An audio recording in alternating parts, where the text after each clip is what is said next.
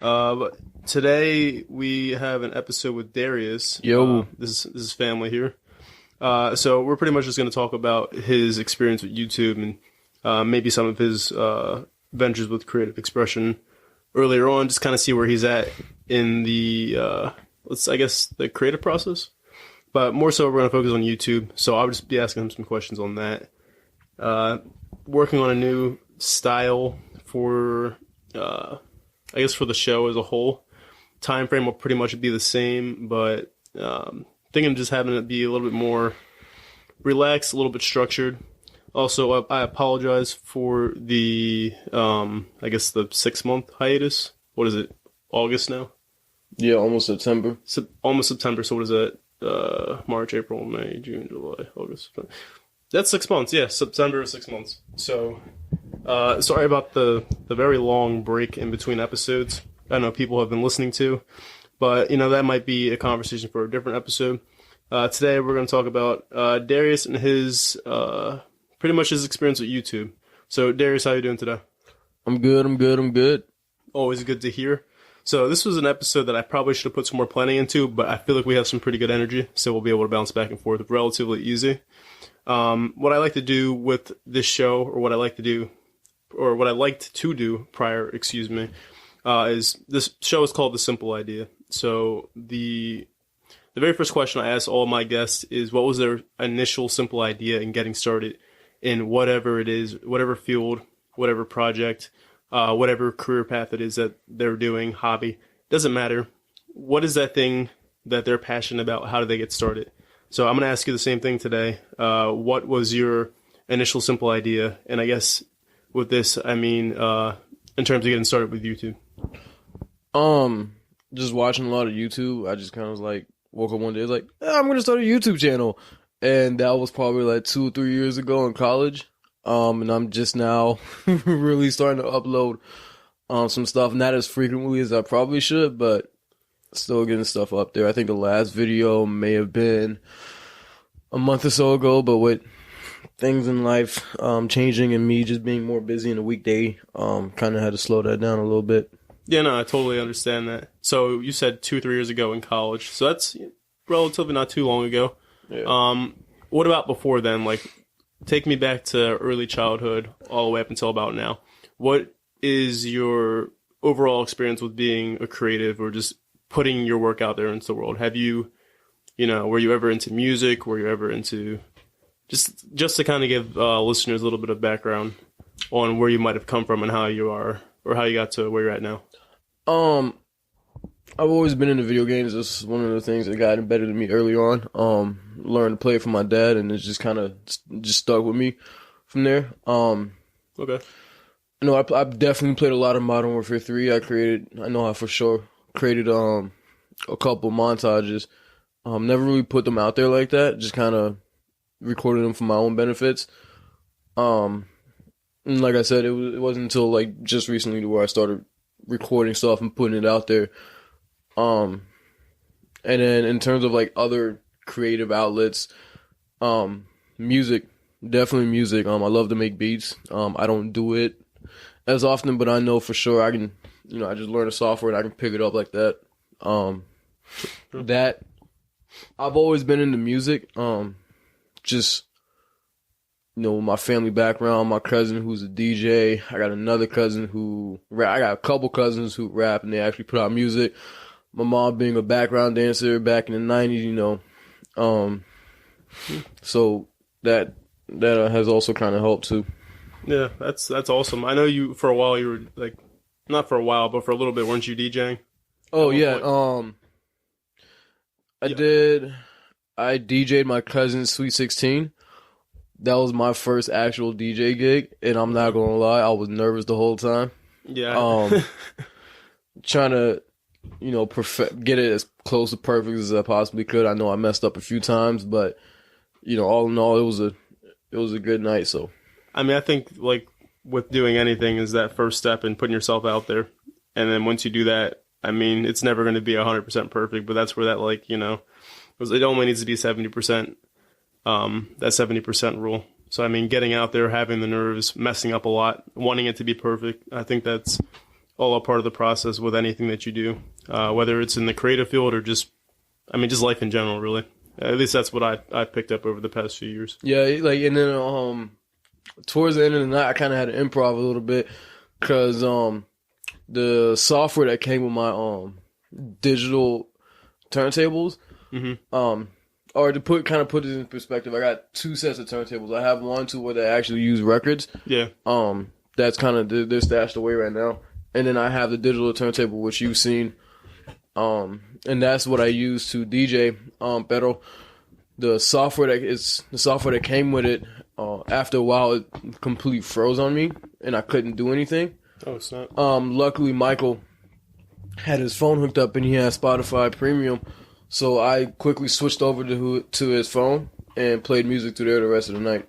Yeah, and I think that's like, how would I explain that? That's just a perfect example, I want to say, of what it's like to begin anything. I think we all have like these ideas of things being perfect, and we envision something playing out a specific type of way, but it never does. And that, for example, that's just a prime example of that. There's no other way to put it. Doesn't have to be 100%, just has to be 70%. It has to be enough. You just have to get started. And whether it's DJing or you with YouTube, I think that's what a lot of people have to look at, I feel like. I know that's something that stopped me from doing things personally, is trying to, have it be 100% right out the gate, and it's never going to be 100%. It's impossible. You can get it to be close to it, but it's never going to be 100%. Yeah. So moving on in this YouTube discussion, because like I said, that's probably going to be the majority of what we talk about outside of like random conversation that we have here. Nani? So you kind of already touched up on a little bit, but maybe you have more to say about it. Excuse me. So kind of give me a brief walkthrough of what your relationship with YouTube has been in terms of you uploading and what type of content, whatever that history is since you said your sophomore year of college. Yeah. I just want to know a little bit more because I know we've talked about your YouTube channel and some of your videos. I don't have like a specific style of content. Right. Well, in terms of being, specific, it's nothing. I don't have like one set game that I upload. Like I got a game called AA Proving Grounds that I uploaded with some like funny moments. It'd have been better if my mic was working, but like you said, not everything's gonna be perfect. And for those of you who don't know, AA Proving Grounds is basically poor man's Rainbow Six Siege. And then it goes from that to like Warframe to Borderlands 3, a couple boss battles that were like pretty much highlights of me showing off my my character, and how ridiculously overpowered my setup is for that character and the weapons. And then a Call of Duty video. I definitely want to put more Call of Duty on there, and that's my plan. But like, I've been going through external hard drives because dropping them hoes and they just completely mess up. Plus, I know video files are massive files too, so that's not any surprise at all that your hard drive space is probably like kind of... No, it's not even a hard drive space. It's just that like they're just fragile for whatever reason. They're extremely fragile. And what, the files themselves? No, the hard drive. Oh, you might want to look into different hard drives. What do you use? I think it's a Toshiba. I have never used a Toshiba in my life. Not that Toshiba's bad, but no, we're not slandering Toshiba. No, he's slandering Toshiba right now. Don't get it twisted. I'm not slandering. All I'm saying is that I personally decided to use either Seagate or Western Digital. They have never steered me wrong. Never had any failure. Nothing. And they're all like relative in price too. So I mean, like I got the Toshiba because, I have two of them. One of them is all my music for my DJing, which is kind of just collecting dust right now because of the whole COVID-19. And then I had to get another one because all the music and then all the game files on that one hard drive, it was just too much for that hard drive. So I got another one, and they were like $70. Yeah, for a terabyte. Yeah, roughly. I think that's what they go for. Yeah, I think it's a terabyte or 2 terabytes or something like that. Needless to say that the Toshiba is one of the cheaper ends, so Yeah. that's why I got it. That's why I got it to save money. But Yeah, it makes it's sense. one of those things you kind of Live and learn. get what you pay for. Because Yeah. I've dropped that one. And, Oh, that's another issue. yeah, so like I dropped that one, and because of that, the file I can't open up any of my game files on it. So it's been a pain. So I mean, I think I'm pretty sure you can cover lost data on files. I don't know if it's lost or not, but it's not lost. Like my files are on the external hard drive. you just can't access them. They were. It's just that it's like I don't know how to explain it. It's like trying to open up a safe without knowing the combination. Yeah. Okay. That makes sense. It's possible, but it's gonna take you a minute, and it's just being really, really slow, and I think it's just because of the physical hard drive itself. Yeah. So kind of what I did. The only game I had downloaded on my actual laptop outside of the Windows Store, was Titanfall 2 and Origin. So I kind of just deleted that and downloaded Battle.net and Call of Duty, which is what's going on right now. Okay. Directly to my laptop so that I can have that workaround. Okay, so everything's like on the actual laptop itself. Yeah, and just like Call of Duty and just those two specific. Yeah, because that's really all I'm trying to go for right now. Okay, that helps you like kind of like niche down a little bit too. Yeah, instead of playing several different games, I guess. Yeah. Which kind of brings me back to that YouTube conversation again too, with like the state of your channel. You said there's some montages, some highlights, kind of just like no real what's the word? No focus. No specific focus. Yeah. The only thing, the focus I have right now is that like those are everything on there is not edited. Like I didn't edit anything. I didn't take out all my fails. Every what you see is what I recorded and just left it untouched. The only kind of exception to that is the last Call of Duty, because at the end I put in like a music and then I put in like a little title slide in the beginning. Mm-hmm. But in terms of the gameplay, all the deaths and all the kills that you see was unedited. So raw and uncut, and you kind of just upload as is. Yeah. Okay. Yeah. I mean, that's your style. I mean, if it works for you, definitely keep doing it. I think with YouTube specifically, I noticed this. I haven't been on YouTube enough to say that it's worked for me, but I see it work for a lot of other people, is having that like a lot of YouTubers talk, or at least a few YouTubers I know talk about like having your three main niches or whatever. So say, for example, you have like, I don't know, like you travel, you're a world traveler, you cook, and you also are like a vet. And those are the three like things on your channel that you talk about the most, that kind of thing. Even if you found a way to still like play different games, but somehow like, you know, have that like that trilogy of things, you know what I mean? With those three things that you focus on. Yeah. Then, you know, it's not super hyper focused on one thing. You have your eggs in a few different baskets, but it still gives you the chance to kind of upload and, you know, test the waters and do a few different things. But then the other thing with gaming channels specifically, if you even consider your, would you consider yourself a gaming channel, or is it more so just upload and kind of? For the most part, I mean, it is a gaming channel because the only thing I have on here is gaming footage. So. Okay. Yeah, so, I mean, even with games, that genre, like, it doesn't matter what type of gaming channel you are. Usually you might have your go-to game that you blew up off of or something. Or maybe you're just like you have a specific type of personality and people like the personality and whatever game you play. You know what I mean? It might not be for the game, just the person themselves. With that said, I think you could, you know, you can kind of get away with not really being too focused when it comes to games. Because at the same time, for example, and this is a bad example, take Fortnite, right? Mm-hmm. Nobody cared about Fortnite until everybody cared about Fortnite. And then immediately... So going off tangent a little bit, the thing with Fortnite, Fortnite didn't start off as a battle royale game. No, it did not. It started off as a cooperative wave defender. Yeah. Type game. But it didn't blow up until it became a battle royale game alongside with PUBG. Mm-hmm. So PUBG started blowing up, and then Fortnite became a battle royale, and then it started blowing up. Yep. Which me personally, that's the issue I have with Fortnite. What, the rapid fandom behind it, or is it? It's the fact that Fortnite had to completely switch gears to become a popular game. I mean, the people have the developers, the company, they have to go to where the money's at.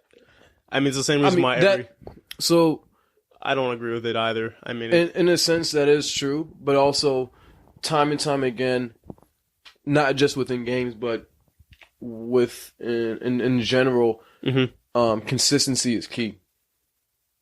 So, for example, Warframe has been free to play ever since it came out. Now, granted, it originally came from a game called Dark Sector. So that was kind of like the first Warframe. Okay. And it flopped, and so they kind of revamped it. Yeah. They revamped it to what it is now. Yeah. And they've stuck to the guns, and a lot of AAA gaming companies are going to them, asking them for advice on how to make a good free-to-play game. So that's where I'm coming from. That's interesting. I think that can come down to like a few different factors, to be honest. And I think it kind of depends on the type of people you have on your team when you do something like that too. Because if you have people that have like certain ideals in mind, money might not be, although money obviously is important, and Right. whoever is involved in that process, money is important. But if you have a certain group of minds and they're like, no, we want to do it our way, we want to do it like this, we want to make sure that we stick to our ideals, you're most likely going to stick to that, and money will come when it comes. But I think the difference between something like Warframe and Fortnite or whatever, like what is it, Apex or whatever? Apex Legends. The difference Apex between Legends isn't in the same category as those games because the creators of Apex Legends were already making bank from Titanfall 1 and 2. Well, I'm saying from the standpoint of this new battle royale craze within the last 2 years, how many different battle royale games have there been? PUBG. There's been a few of them. Fortnite, Apex, now Call of Duty, Black Ops 4, and Warzone. And we're only talking about like AAA, like major. And now you got Fall Guys, which that's slightly different. But it is and it's not in the same yeah sense. I see what you're saying, but my point is, you see how there's a trend of all these games being released at the same time. Yeah, it's not like it's like, oh, it's 2008, let's release a battle royale. Okay, 2012, let's different publisher or game developer. Okay, we'll release one now. You know what I mean? It gets all back to back to back because that's what the market wants. So I don't know. It's definitely interesting, I think. Where were we at before with my YouTube channel and kind of niching down? Is there? I know you said you play a lot of definitely Call of Duty, and then you play Warframe. Yes, I definitely play a lot of Warframe. That's an understatement. Yeah. Do you ever see yourself niching down to a select few titles? I want to say, like, is that ever in terms of just uploading to the channel? Like, is there ever going to be a specific focus? Because this goes back to what I was trying to say before: is more often than not, a lot of people see success when they have consistency with one to three different topics. 3, you have a few different eggs in different baskets, so you have some variety. 2, you're pretty focused. 1, super hyper focused. You're known for whatever it is that you're doing. Maybe you're really into vintage watches, and that's the only thing you cover on your channel. Everything's surrounded by that. You know what I mean? Yeah. Do you ever see yourself getting to a point where it's strictly one specific thing? Or maybe even, like I said, that 2 or 3. If anything, it might be to a handful. Mm-hmm. Because I play different games. But for the most part, I mostly stick to shooters. Oh well, that might be something within itself. So I mostly stick to shooters. So like right now, the 3 games that I've been playing a lot is 1, definitely Warframe. Yeah. Borderlands 3, and then Call of Duty. Okay. So yeah, I guess that's your 3 there then. So yes and no, but it kind of changes out. And this is another thing I wanted to add to the other side conversation we just had. Video games, like what people want to see, changes so frequently. That's one of the things that you can't really. There's not really any control over. I think it's just as rapid a change as, I don't know, like the tech industry with phones coming out every year. Like you don't see the same YouTuber talking about the same, like the iPhone 11 for like 20 years. Yeah. Unless they focus on budget products or something like that. You know what I mean? Yeah. Gaming is, it has a relatively not short shelf life, but it's not something that's like you can stick to forever. You know what I mean? I think there's been a few games like that within the past decade where people continuously play them past a 4-year stretch, I want to say. Like, for example, I can think of Minecraft, GTA. Minecraft's been around since, like, what? Like, I think 8 years. I think it's going on. It's longer than that. Has it been? Because I remember Minecraft back when I was in middle school. So, middle 6, maybe? It might have been that early. I'm not too sure. I just remember getting into it, like, around, like... Yeah, I mean, I guess we could Google it. But my point is, there's only a few games that have been, like, really... They've been evergreen games. Like, Skyrim is a game that... I mean, maybe not so much anymore, but Skyrim was for a while. GTA. No, Skyrim's still going strong. With their... That's what I mean. Like, there's online. Still... You mean the Elder Scrolls Online? Or yeah. I don't know if I count that. That's a little bit different. I think it's a little bit different, but I can see what you're saying. But like GTA, Minecraft, I guess you could say Skyrim. Warframe. Yeah, Warframe's probably another one. It's 11 years old. There's a few different games out there, but for the most part, games that you hear about nowadays, like the Fall Guys and, Apex, PUBG is relatively new-ish. CSGO is another one. CSGO is definitely an evergreen game. There's a few games. And I think it's hard to determine or distinguish what that evergreen game is, especially when the games have been around 5+ years. But I'm looking at these games that have been around for the past decade that people still, continue to play. Yeah, so they exist, but I don't. It's like Doom. Yeah. Wolfenstein. But then I think the other component to that is, that fan base. Like, does it? There's still probably going to be a fan base for those type of games, but like, where is it in relation to where it was X amount of years ago? You know what I mean? Like, Is it like a steep drop off? Because people still play Skyrim, but it's nowhere near what it was when it first released. Oh. You know what I mean? It's kind of hard to judge those things. You don't have the numbers in front of you, but I guess that's like self-perception. Like, I view certain games as having that evergreen effect. Like, Minecraft is an obvious one. Minecraft is just, I don't know when that game's gonna die.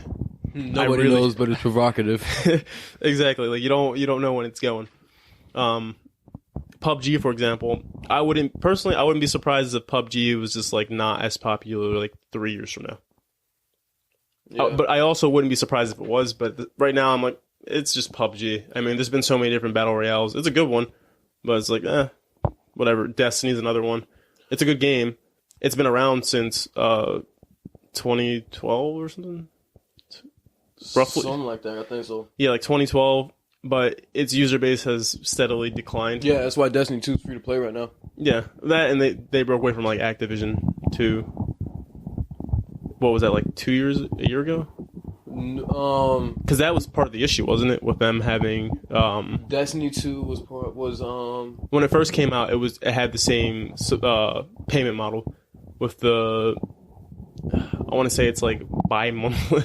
It felt like it was bi-monthly DLCs, where you would buy the base game for $60. Then, like 2 months after the game released, they'd come out with a DLC, charge you another $40. Yeah. Then another 2 months. Yeah, they still doing that. They released another DLC, like $39.99.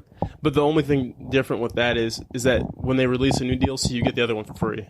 Still though, you basically paying a whole another game for DLC, which was one of my main issues with Destiny for the longest time. But I don't think it's nearly as bad as it once was. I'm at the point where I won't play that game anymore just because of the emotional trauma that it put me through. I know it sounds dramatic, but like a game that good, and then the way they just went about like exploiting people for money, kind of. That's always been a thing. I feel like different companies have gone about it differently though. I feel like Destiny was a unique case where like that was one game. That's also. I know that's not a new concept. Like no, because like even back then, like with Black Ops, the DLC, you still had to pay extra for the DLC. I mean, granted, it wasn't the price of a whole new game. It was not the price of a whole new game. That was my issue. But you still had to pay, extra, and that I don't know. To me, that didn't sit right. I'm not gonna lie. I appreciate optional DLC, not DLC that you have to pay for. You know what I mean? Yeah. Like the difference between something like Black Ops is you could continue to play the game and still have fun with people while playing the game without having to buy an extension of that game. Yeah. That was my issue. You know what I mean? Yeah. That's Destiny 2. I can attest to this, that you definitely, it'll get to a certain point where if you want to continue the game, you have to pay. You'll either have to pay or you'll have to wait. Yeah, and because of that, I don't know, man. I checked out after I played the first Destiny for maybe like 2.5 years. Yeah, I want to say like 2.5 years. And I think that's what made that's why Warframe is still going strong. Yeah, and when you have a good model. It's free to play, and it's not pay to win. Bingo. I mean, well, it can't be pay to win when there is no win. It's an ongoing game that they're always adding to. Like they just recently released an update across all platforms at once, except for the Switch, which that's something they've never done before. But do they even have it on the Switch? Yeah, they got it on the Switch. Oh, okay. I don't recommend it unless you got like a controller for it, but because it just feels weird. What do you mean, like past like the Joy-Cons? Yeah, like if you playing straight from the Switch, yeah, like with the things in the screen, it feels weird. It just okay. I see. Yeah, I know what you mean. It's like I tried to play Skyrim on the Switch. Yeah, like it just felt different. I was like, it's gonna take some getting used to. Yeah, but it's not. You can pay to get like the weapons and the warframes early. But if you do that one, it's going to be really evident.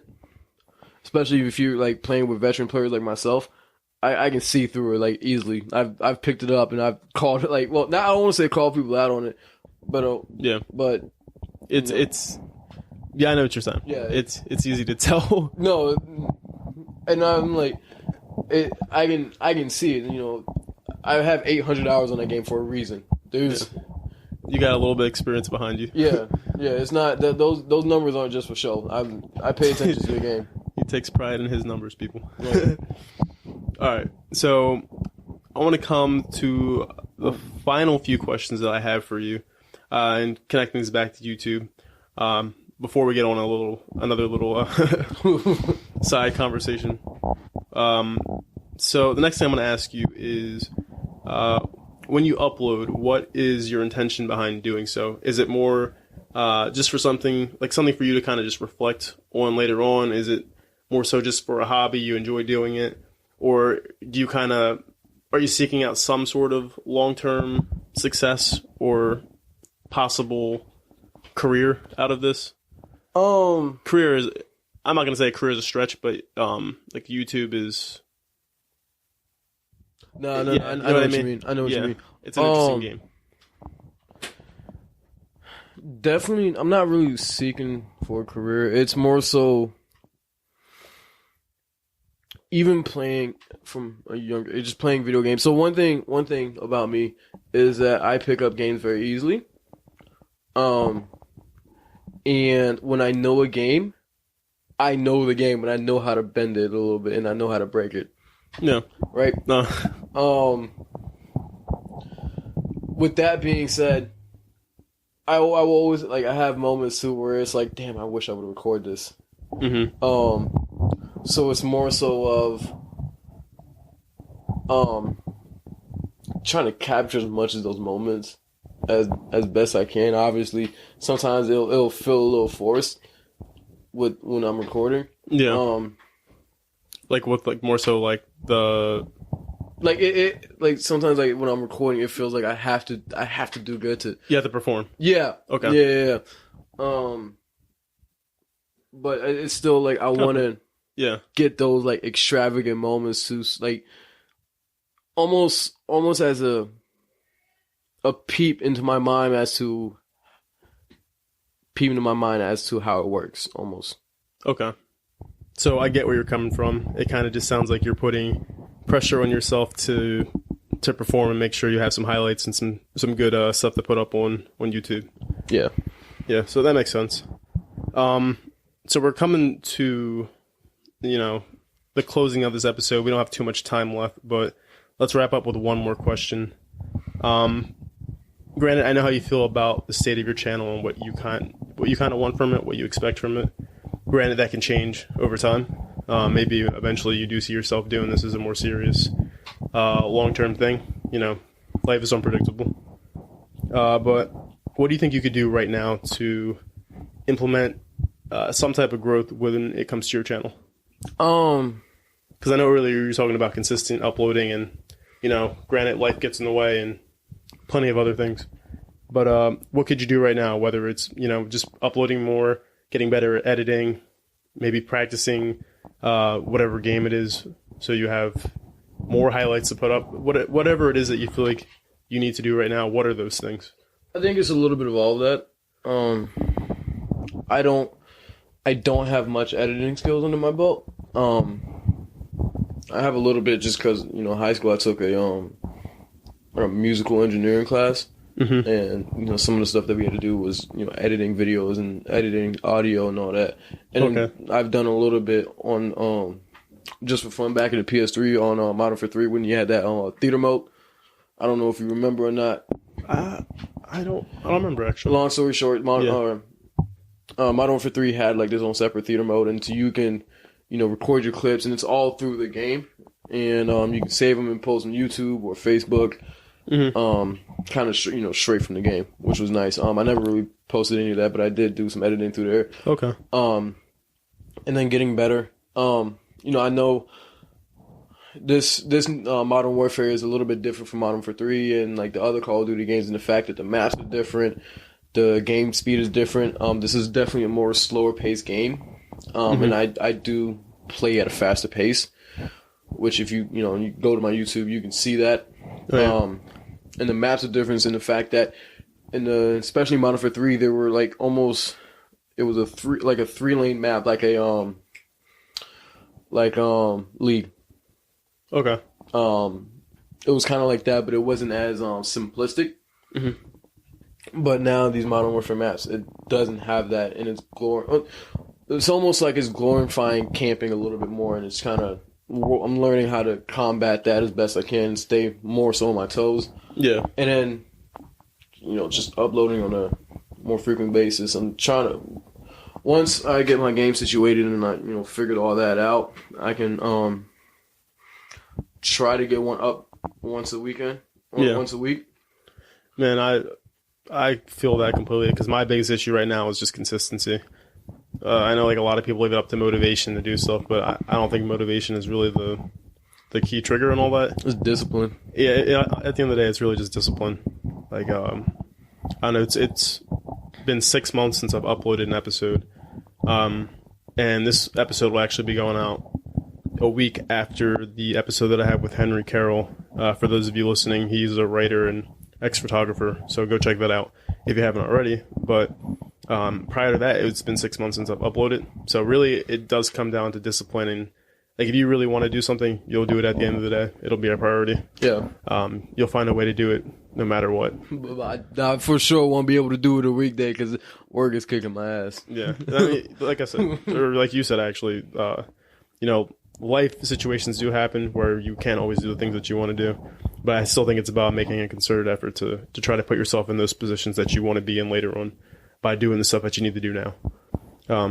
So, yeah, I guess we just all have to find a little piece of that discipline in us to get the things done that we want to do. But, well put.